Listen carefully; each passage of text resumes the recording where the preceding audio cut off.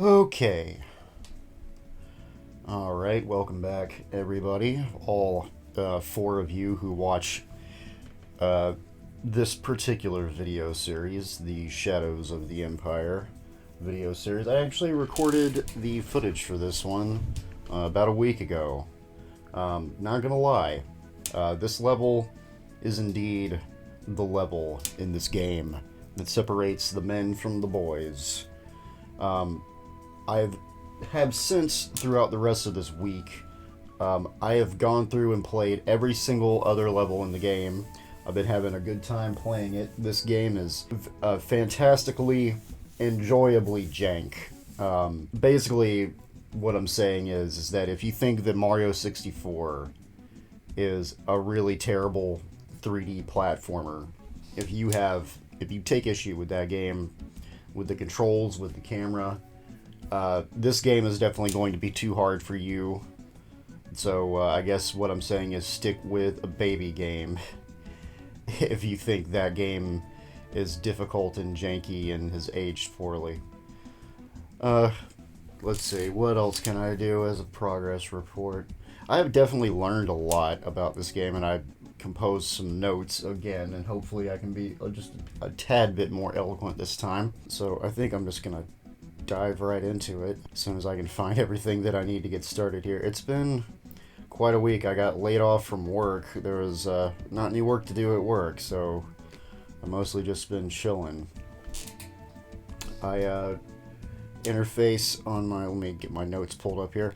The interface on my HD 500X, the interface, the USB port for it, the thing functions as an interface.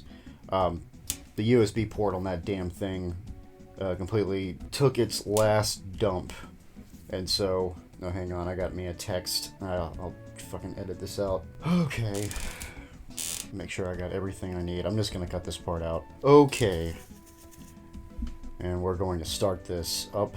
I'm gonna give myself the countdown to sync in 3, 2, 1, and go. Alright, I didn't start off, sorry about the no audio here. You're gonna hear audio for this.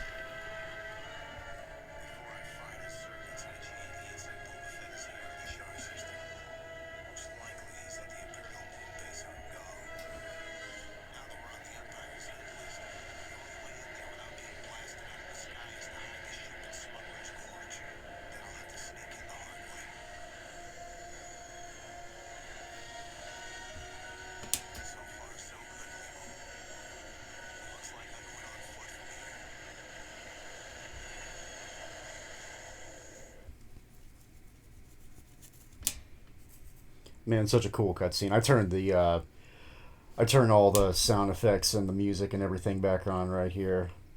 I'm not gonna lie, I must have played through this level a good 10 or 15 times before I finally beat it. I'm not gonna say until I finally beat it, until I got to the point to where I felt comfortable with recording the footage. I'm pretty sure that I died twice on this level. I'm going to get some seekers here. There's actually a challenge point on top of the ship that I don't really bother going with getting. So there's no save stating, and there's no, like, you can't save in the middle of a level and just, like, redo, like, parts of a level, like, over and over and over again, like you might be able to if you were playing this in an emulator or something like that. This is all original program and everything running on a PC. So anytime you die, you got to start from all the way from the beginning of the stage. And even when you're powering through this stage, this is easily a good 20-minute long level. Of course, I do kind of take my time. So one of the big strats in this game, when you're taking down any enemies, and this is where this is the first level where that strat really comes into place.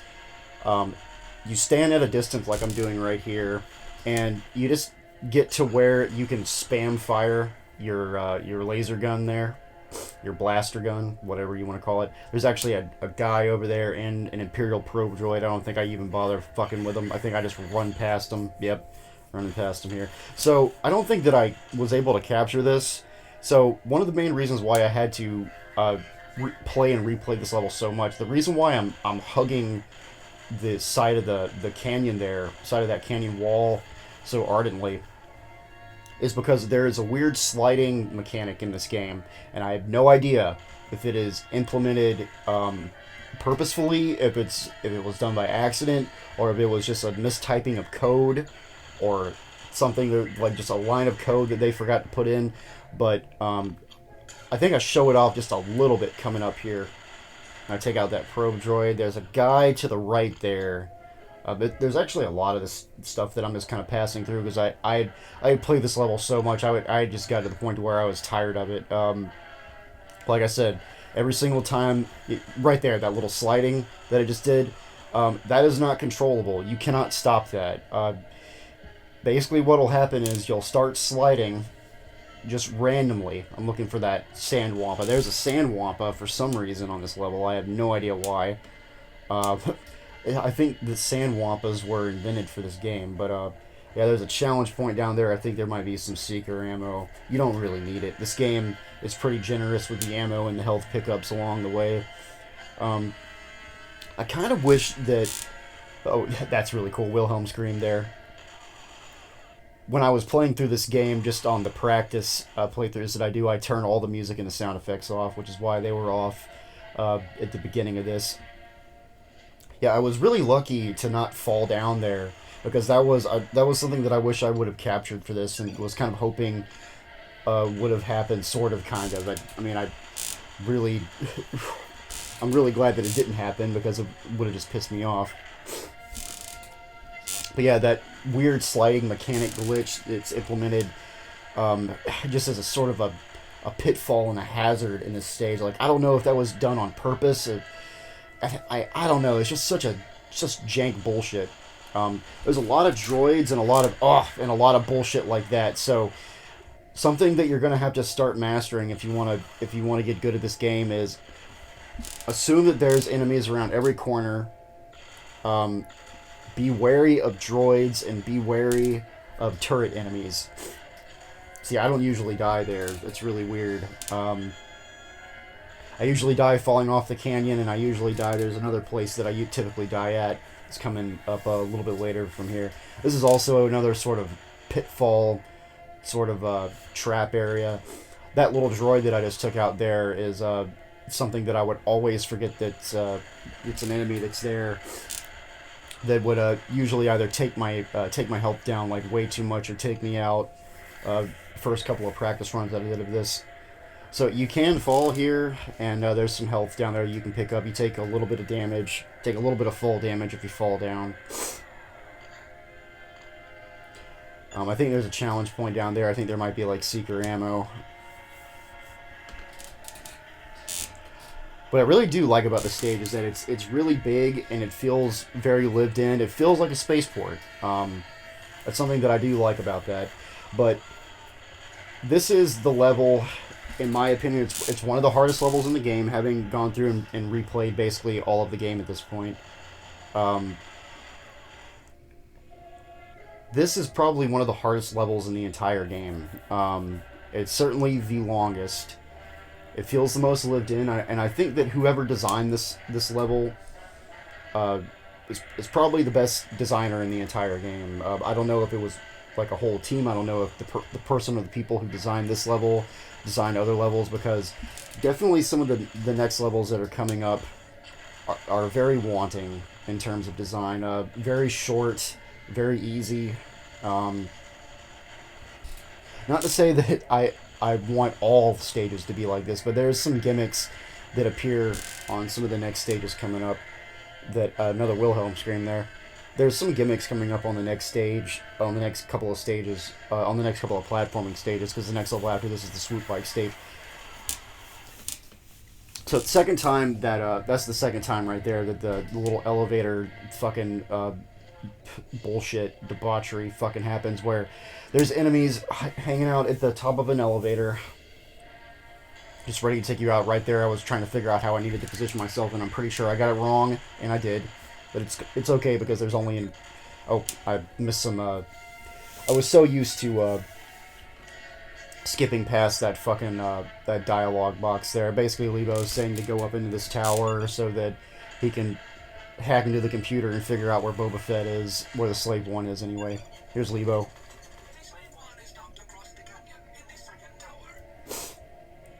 Alright, here comes the jetpack. So they implement the jetpack here very well. They kind of ease you into the jetpack. That's something that I really like. You can explore around here. Like there's a couple of other places that you can sort of jet around to. There's some challenge points and some extra ammo and some health pickups you can get. And here is another really terrific example of the tactic, the strat that I was talking about at the beginning. Keep your distance and then just rapid fire spray until whatever you're shooting at is dead. Yeah, lots of big open spaces in this level. Not really too many surprises. Most of the quote-unquote surprises is just enemies at the tops of elevators, around corners, elevators, if I can fucking talk. Elevators.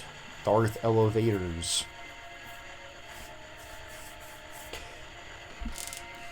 There's, strangely enough, I mean, I really like this section of the game, mostly just because, it doesn't expect you to be a total pro with the jetpack at first.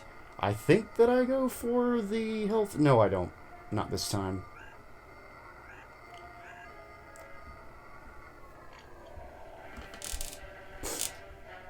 And again, you can turn that the mist off there. And I think you can use like the jetpack to like fly down there, and I think there's like some other stuff you can pick up. I don't really show any of that off here. Maybe in the future. Oh, excuse me. I got the burps. There's just like one guy over there. I think on higher difficulty settings, there's a more diverse range of enemy placement. I don't know. I'll have to, after I beat the game on medium, I'll have to go back and try to beat it on Jedi. Maybe I'll just try hard next. I really want to beat it on Jedi though, because when you beat it on Jedi, you get the secret ending. Which I already know what the secret ending is, and I've seen the cutscene, so it's not like I really need to do it. All right, and this is, I think this is, no, this isn't the first stage that has the first level that has like stage breakups here. First time you got to use your jetpack to get to a second level, other than having to use an elevator. Again, the game is... It's a really good example of level design because it's trying to ease you into using your jetpack, which the jetpack, being able to utilize the jetpack as prodigiously as possible is a necessity when it comes to the boss fight, which the boss fight later on is Boba Fett.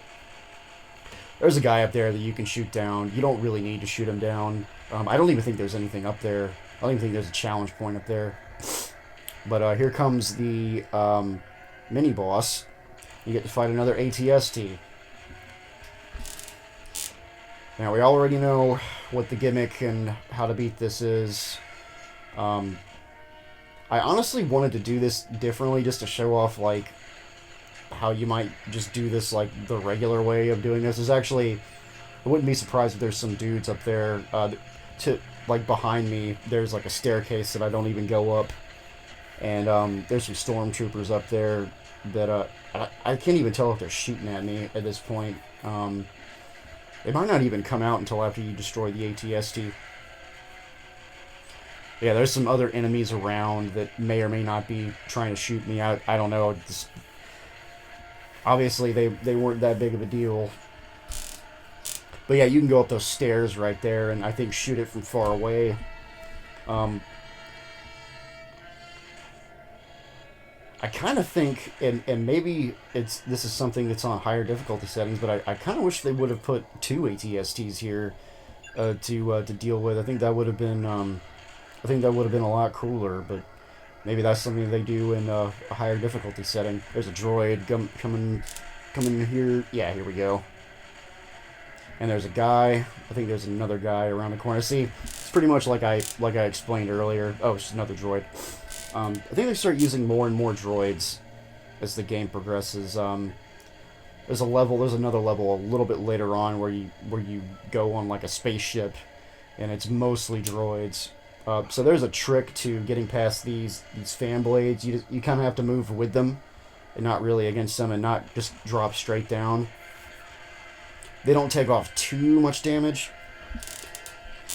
Something I will say though is that certain enemies, depending on your proximity to them, will just deal like inordinately massive damage to you.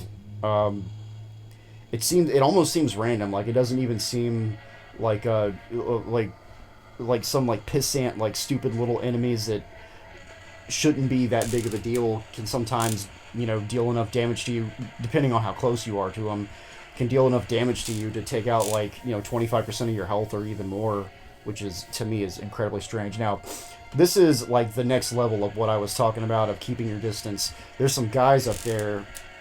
If you try to go up there right now to take them out, with the way, I mean, maybe I'm just not a good enough master of the controls, but I cannot for the life of me fight and use the jetpack at the same time. I just have not gotten that good at the game. And maybe on higher difficulty settings, that is something that will be a must if I do decide that I want to play this game on a higher difficulty setting. But for now, this is like the best that I can do is hover around, get some health, and take out these guys from a distance. All the times that I've tried to go up there and fight those three guys that are hanging out up there on their turf, on their terms, I always get killed. And don't try to go straight up from the bottom all the way to the top. You will run out of jet fuel. Your jetpack doesn't permanently run out of jet fuel, by the way. Oh yeah, I just run past him at this point. Yeah, so this is my second death that I was talking about. But the reason why I died there was because I was just trying to run past him. I was just getting really,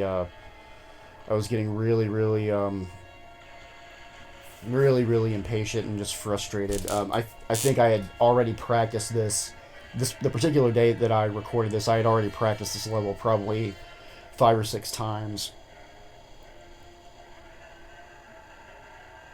And I just wanted to just run through this shit. I just did not care. See, like, I don't normally do that. Like, I'm just, like, leaving that guy behind. I'm just like, I don't fucking care. Normally, I just take my time, take those dudes out, and, that whole thing. I think I might turn around here. Yep, I think I'd turn around. Well, I guess not. I'm mixing up my I'm mixing up my playthroughs. Like I said, I had played through this easily like 15 times, just practicing, just trying to get like good runs back to back to back, to where I was comfortable with getting this on camera, or getting footage captured of it anyway. So with the moving platforms, like the little tram platforms there, I think what they're trying to do with that is they're like at this point I think the designers expect you as the gamer to know that you don't have a permanent amount of fuel to just move around and fly around as much as you want. Like there's kind of a limitation to how far, like how high you can go and how far you can go before like your gas tank has to automatically refill. It kind of just does that on its own.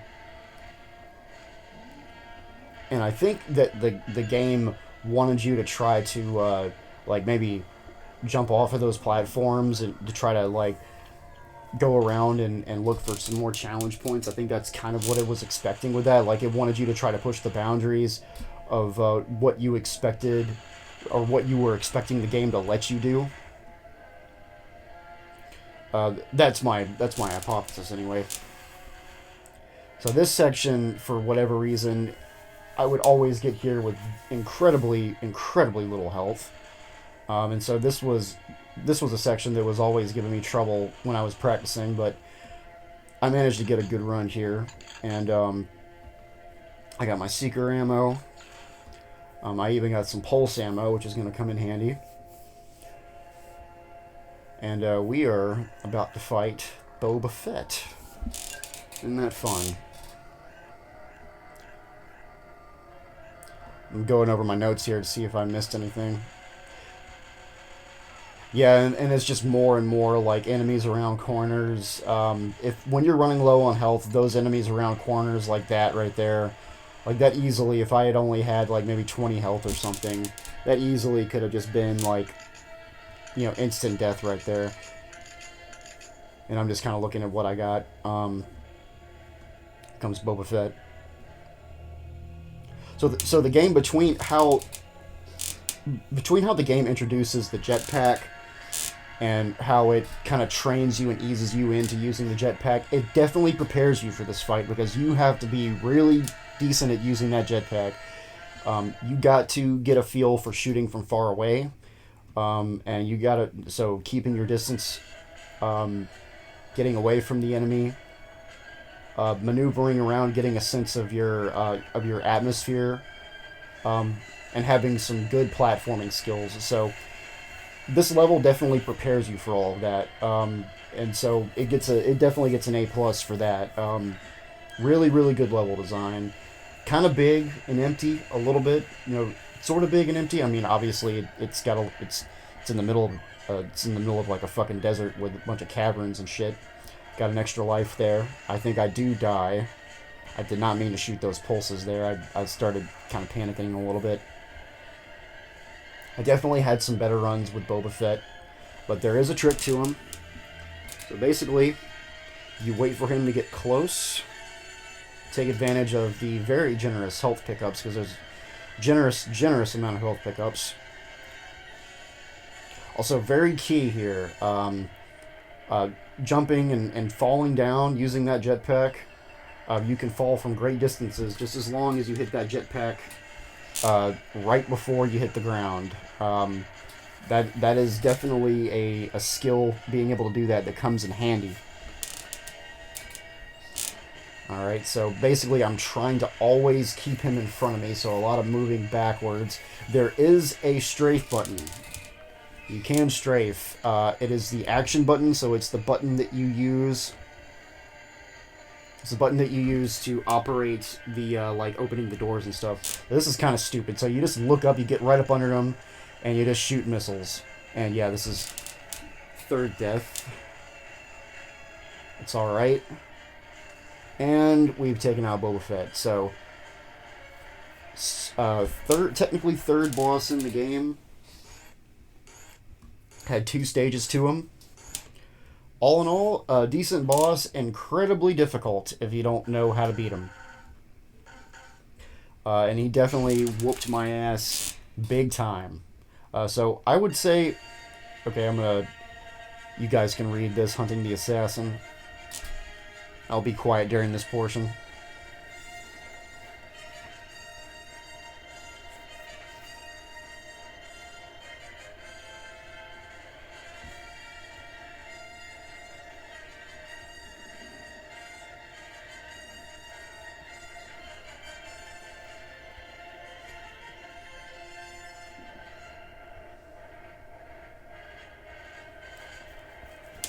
Oh boy, things are starting to get hairy, huh?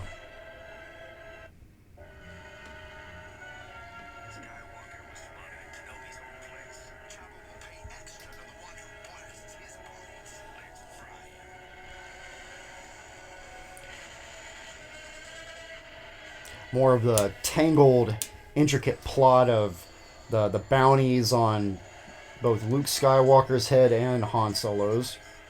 So this stage has not aged very well, but this was one of my favorite stages as a kid, and I think it still is one of my favorite stages even now.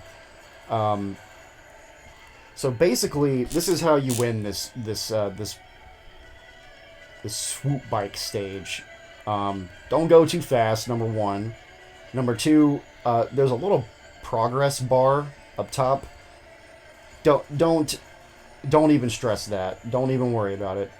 Don't try to beat the other Swoop Bike gang to Luke, because if you catch up to them, or if you try to catch up to them, they will just outrun you. Basically, you just take out each and every single guy as you come up to them, and the game gives you plenty, plenty, plenty of time to do this. And all you gotta do is just ram into them. Just at a moderate pace, don't have to speed, don't have to outrun anybody, don't have to do anything fancy. Just slam into them. I pretty much just try to stay like right next to them and just nudge them to death. I mean, that's literally what you do. You just nudge them to death, and eventually they just ram into a wall for no reason. It's actually kind of funny. At least I think it is. First couple of times when I was practicing this, I think I did 2 practice runs before I recorded. The second time I beat it, but the first time I was like, I was thinking back to how I played it as a kid, and I was like, nah, I'm an adult now.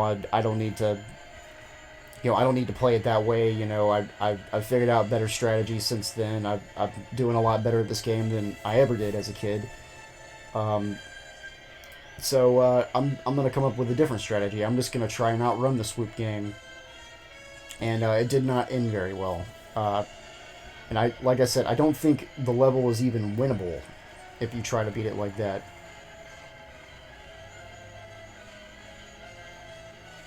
Man, the music is really intense. I think in the N64 version, it's only loops, but it's still like very impressive what they were able to do, even with the N64 version with the music.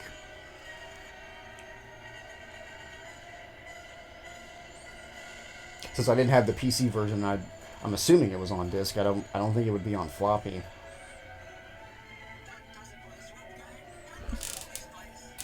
Alright, and did that, manage to beat the Swoop game like 2/3 of the way through. I think you can beat him even quicker than that. Yeah, it's really easy to just ram into. So you're supposed to be in Beggar's Canyon, by the way, which is like an iconic Star Wars place on Tatooine. There's a Beggar's Canyon level in like Rogue Squadron and Rebel Assault and a couple of the other Star Wars games. Yeah, the rest of this level is kind of a snooze fest. I think there's like 12 challenge points you can get that are just hidden throughout. I think if you want to, you can actually turn around and go back through Tatooine and look for challenge points if you missed them, because I mean there's no timer. So I mean so theoretically you could spend as much time as you want to looking for those challenge points. But I just wanted to get to the end, so that's pretty much what I do here. Yeah, I don't really think that the Swoop Bike stage is really all that bad. I mean, it is what it is. I mean, it's no Star Wars Episode 1 pod racing. It's definitely no Rogue Squadron. I think Rogue Squadron came out the next year after this. This one came out in 96. I think Rogue Squadron came out in 97. Maybe 98. I can't remember exactly. But I think it looks cool, and I mean, just the novelty of being on one of those bikes from Return of the Jedi and flying around it. And I mean, when you were a kid and you were watching this on VHS tape, you were watching Return of the Jedi on VHS tape, and you were watching like the Swoop Bike scene on Endor with Leia and Luke, and they're flying around, and you don't tell me you didn't think for a second, oh yeah, and this is the only tricky part of the whole level. Don't tell me for 1 second that you weren't thinking like, man, I wish I want to fly a fucking Swoop Bike around. So no, I did. I got to live those fantasies through this game.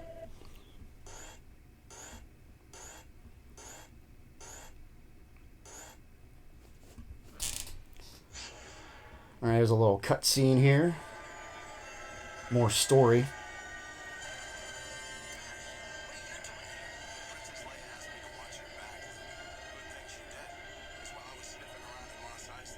Sniffing around.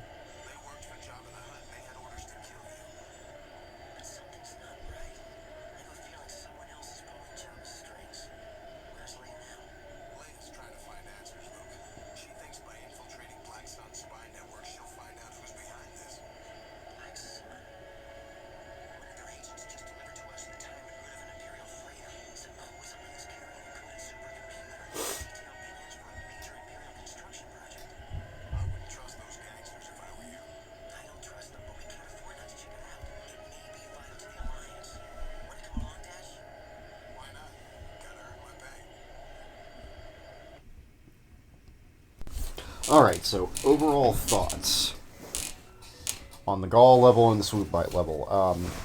I'm pretty sure that the Gall level is my favorite level in the whole game so far, or at the very least, it's up there. I still think my favorite level is probably going to be either the Swoop Bike stage or the train level, the junkyard. I think those are, even after having played through the rest of the game at this point, again, I think those two levels are still two of my favorite ones to play. I think I'm going to have a lot of fun going back through the Gall stage and collecting the challenge points and really exploring the stage. I might even just do a separate like Let's Play video of me just going through the Gall stage, just trying to find all the challenge points and just do that one live, record the commentary while I'm doing it instead of doing this.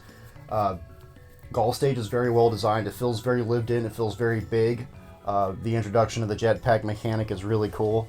It eases you into the controls for the jetpack without being overwhelming.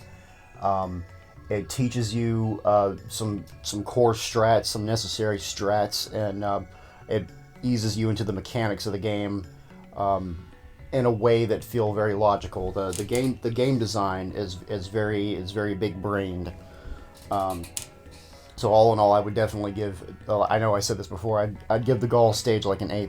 I'd probably give the overall like the. I don't know. I should have just done this while I was making those other videos. I don't know what letter grade I would give the other stages. Swoop Bike stage just because like everybody seems to hate it. Personally, I would still give it like a B+. Maybe just a B. I mean, I just like it. It's one of my favorites for nostalgia reasons. And you get to see Luke Skywalker at the end of it. I mean, who doesn't like that? You get to fly around on a swoop bike. Who doesn't like that? Yeah, so like B for Swoop Bike stage and A+ for Gall. Maybe not an A+, maybe just a regular A. But honestly, I hope this isn't too much foreshadowing, but if Gall is an A, it's a little bit downhill from here, and we'll get to that in the videos to come. So after this, we're going to be doing, I don't even remember what the next stage is, but you go up on an Imperial ship and you do some super computer hackery, and you hang out with Luke Skywalker. Anyway, I hope all 4 of you enjoyed this. I'll see you in the next one, and hopefully it won't be too much of a clusterfuck jank fest like recording this one has been, because it seems like everybody wants to text me today, and I keep getting interrupted, and I keep forgetting what I'm trying to say. I need to take better notes. Swoop Bike stage is still good. I don't give a fuck about what anybody says. Screw you.